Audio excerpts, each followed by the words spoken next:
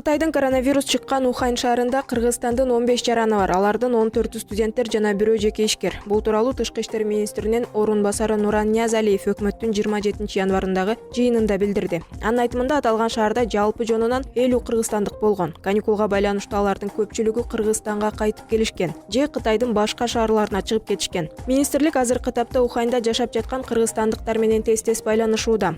Кытай бийлиги Уханьда чет өлкөлүк жарандарды кантип алып чыгып кетүү боюнча чечим кабыл ала элек. Азыркы тапта Борбор Азия өлкөлөрүнүн Уханьда жашап жаткан жарандарын алып кетүү иштери каралууда. Биздин жарандарыбыздын ичинде коронавируска чалдыккандар жок, деди Ниязалиев. Кытайда өпкөнү сезген вирустан өлгөндөрдүн саны 80ге жетти. Бул оору 2,5 миңдей адамга жугуп, айрымдарынын абалы оор.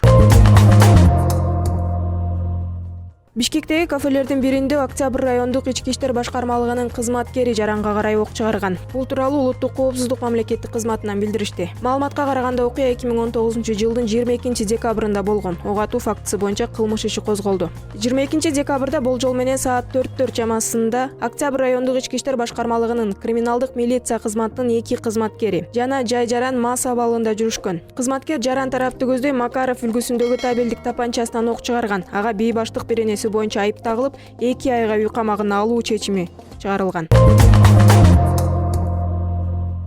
Бишкек шаарында жашыруун иштеп келген нарколаборатория табылды. Бул тууралуу Бишкек шаардык милициясынын басма сөз кызматы билдирди. Маалым болгондой, Алтымышев көчөсүндө жайгашкан үйлөрдүн биринде бангизат каражаттарын камтыган өсүмдүктөрдүн жалпы салмагы 438,7 килограммды түзгөн. Алар экспертизадан өткөрүү үчүн ИИМдин борборуна жөнөтүлгөн. Бул фактыга ылайык иш сотко чейин көндүрүшкө алынган.